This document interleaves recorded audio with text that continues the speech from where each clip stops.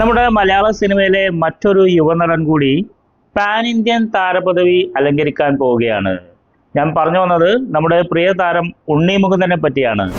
Marco എന്ന സിനിമയിലെ ഗംഭീര പ്രകടനത്തോടുകൂടി ഉണ്ണി മുകുന്ദന് കേരളത്തിനകത്തുള്ളതുപോലെ തന്നെ കേരളത്തിനു പുറത്തും ഇന്ത്യക്ക് പുറത്തും വരെ ആരാധകർ ഉണ്ടായിക്കൊണ്ടിരിക്കുകയാണ്. മാർക്കോ എന്ന സിനിമയുടെ ആദ്യ ദിവസം തന്നെ 10 കോടിയിലധികം ബോക്സ് ഓഫീസ് കളക്ഷനാണ് ആഗോളതലത്തിൽ നേടാനായത്. ഇപ്പോഴത്തെ മാർക്കോയുടെ വീക്കെൻഡ് കളക്ഷൻ റിപ്പോർട്ട് പുറത്തു വന്നിരിക്കുകയാണ്.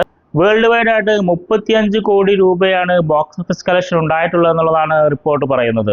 വയലൻസിന് പ്രാധാന്യമുള്ള സിനിമയായിട്ട് കൂടി മാർക്കോക്ക് കേരളത്തിനകത്തും പുറത്തും വൻ സ്വീകാര്യതയാണ് ലഭിച്ചിരിക്കുന്നത്.